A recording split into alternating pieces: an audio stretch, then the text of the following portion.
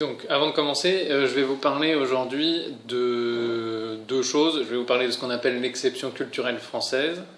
Donc, on va parler cinéma, on va parler théâtre, télévision, rapidement. Et vous parler aussi d'une association, une ONG qui s'appelle Promouvoir. Donc voilà, ça c'est deux choses. Quelques mots qui vont venir, il y a quelques titres de films aussi, alors quelques mots qui vont venir. Bon, je vais parler du PTCI ou le TTIP, c'est la même chose. Pour une fois qu'on le dit en français. Mais je sais, c'est pour ça que je le dis. Sinon, je vais vous parler aussi du Centre national du cinéma et de l'image animée.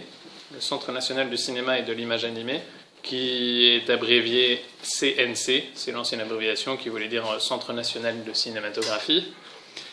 Je vais évoquer aussi l'Observatoire européen de l'audiovisuel. Donc il y a un nom qui va venir, comme je le disais, le nom de l'association Promouvoir, le nom de son fondateur André Bonnet, B-O-2-N-E-T. Je vais parler de visa d'exploitation. Donc c'est l'autorisation que reçoivent les films d'être visionnés ou d'être projetés en salle plutôt. Je vais évoquer aussi quelques titres de films. Alors allons-y.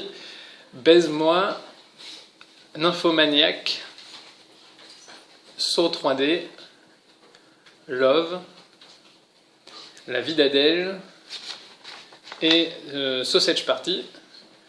Et puis je vais aussi évoquer le Conseil d'État. Donc à vous de voir dans vos langues comment ça peut être dit. Voilà, si tout le monde est prêt, on y va.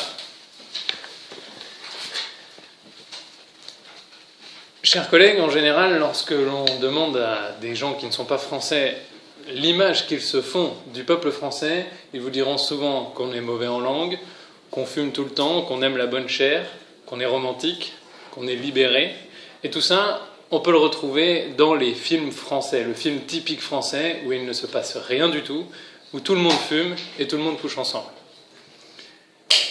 On entend aussi parler souvent en français d'exception culturelle française. Et on en a encore entendu parler il y a quelques mois lors des négociations sur le partenariat transatlantique de commerce et d'investissement, le PTCI ou le TTIP. À l'époque, la France craignait que sa production culturelle, c'est-à-dire surtout l'audiovisuel, donc le cinéma, ne soit mise en danger par cet accord de libre-échange.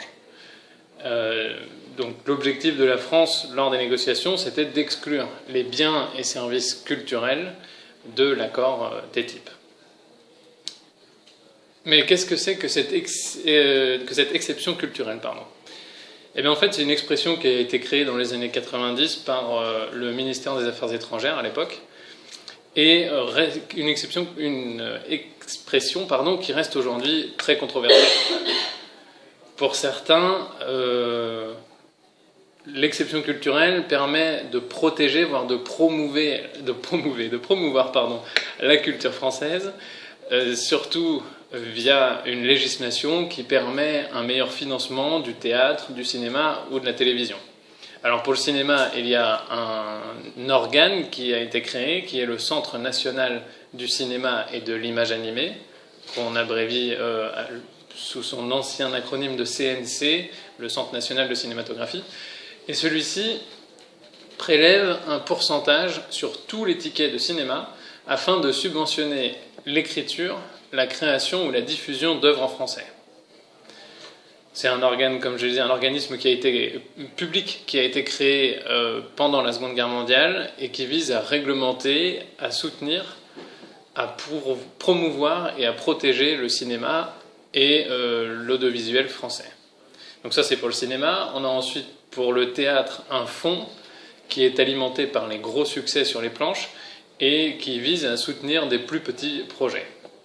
Et enfin, pour ce qui concerne la télévision, eh bien, il faut savoir qu'en France, la télévision finance beaucoup la production cinématographique en échange de droits de diffusion, pour ensuite donc que les films coproduits par des chaînes de télévision puissent être diffusés à la télévision. C'est surtout le cas, par exemple, de la chaîne Canal+, chaîne cryptée française. Cette exception culturelle, donc, s'exprime ensuite par exemple, dans le nombre de festivals du film qui existent en France.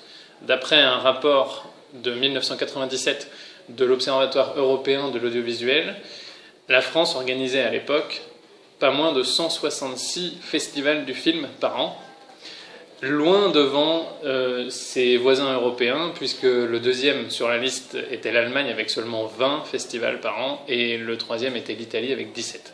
Vous voyez une grosse différence. Donc il y a vraiment un travail de fond qui est fait pour promouvoir la culture en France. Comme je le disais, cette expression d'exception culturelle est controversée. Parce que pour certains, elle est considérée comme en fait l'expression d'un protectionnisme culturel, voire même d'un orgueil, qui voudrait que les Français considèrent toujours que leur culture est au-dessus des autres cultures. Et d'ailleurs, cette prétention pourrait sans doute être ajoutée au portrait que je faisais avant de mes compatriotes. Quoi qu'il en soit, l'exception culturelle est une réalité. Il existe donc une législation française qui est unique en son genre pour protéger la production culturelle et qui participe ainsi à un certain rayonnement de la France, surtout à travers le cinéma qu'on appelle le cinéma d'art et d'essai ou le cinéma d'auteur. Mais il y a une association, une ONG, qui pourrait bien menacer le cinéma français, et cette association s'appelle Promouvoir. C'est une petite association qui revendique 350 à 400 adhérents, et qui a pour objectif de lutter contre, je cite, la prolifération de la violence et du sexe dans la culture. Promouvoir a été fondé par André Bonnet. Alors, qui est André Bonnet?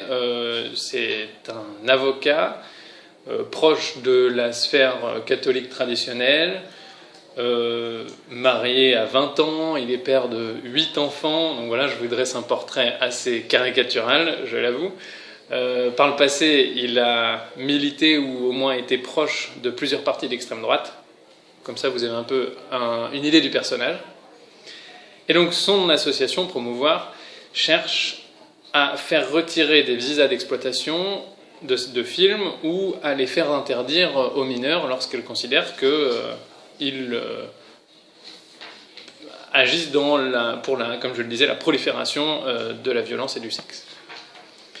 Et Promouvoir a un sacré tableau de chasse, puisqu'elle a réussi à faire retirer le visa d'exploitation du film Baise-moi après seulement 2 jours dans les salles. Et c'est d'ailleurs à l'époque qu'a été créée la classification interdit aux moins de 18 ans pour les salles de cinéma françaises. Elle a réussi aussi à faire que Nymphomaniac ne soit pas interdit aux moins de 16 ans comme c'était prévu, mais aux moins de 18 ans. Saut 3D a vu son visa annulé également, et Love de Gaspard Noé a été interdit aux moins de 18 ans. Donc c'est quand même assez impressionnant ce que fait cette petite association et ce juriste. Mais plus récemment, Promouvoir s'est attaqué à un film dont vous aurez sans doute entendu parler, si vous ne l'avez pas vu en tout cas, puisque c'est la Palme d'Or du Festival de Cannes en 2013, c'est La vie d'Adèle.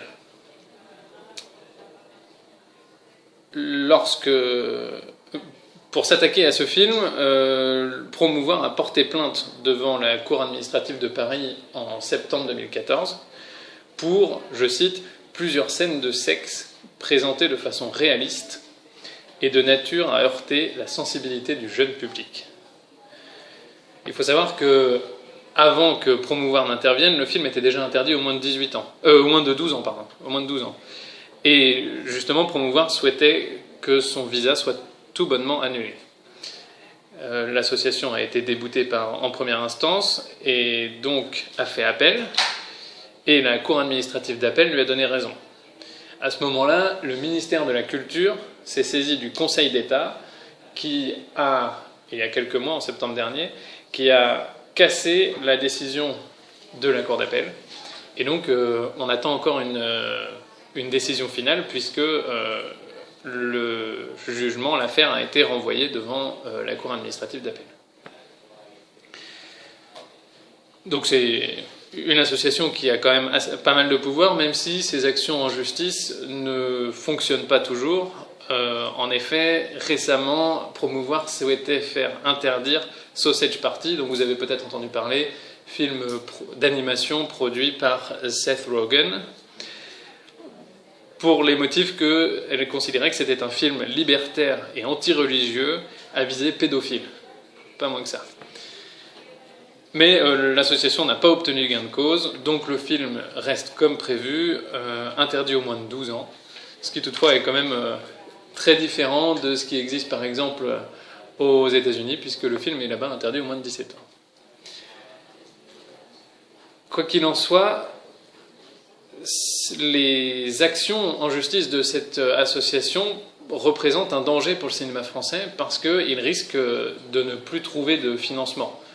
S'il y a un risque qu'un film n'obtienne pas de visa d'exploitation ou qu'il soit interdit aux moins de 18 ans par exemple, donc qu'un grand public ne puisse pas le voir, les financeurs ne vont certainement pas se bousculer.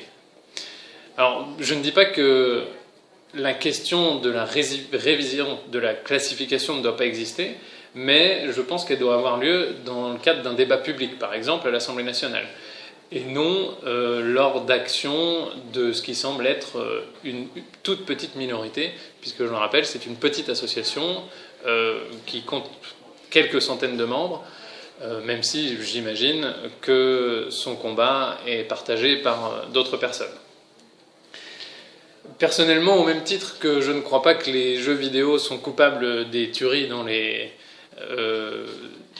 collèges et lycées aux États-Unis, je ne crois pas non plus que le sexe au cinéma, voire la pornographie, change forcément la vision qu'ont les jeunes du sexe.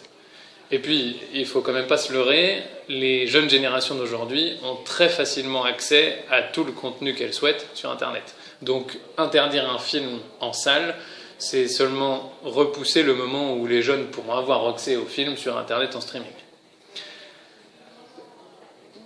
Je conclurai là-dessus. De manière générale, je pense que la prohibition fonctionne très rarement. On l'a vu dans de nombreux domaines dans notre histoire contemporaine. Ce qui est le plus intéressant, je crois, c'est d'éduquer les populations, et là en particulier la jeunesse, de la mettre en garde, de lui expliquer pourquoi il y a des interdictions, et surtout de sensibiliser les parents sur les contenus qui peuvent être choquants, et pour éviter justement que ces contenus choquants ne traumatisent nos chères petites têtes blondes. Merci.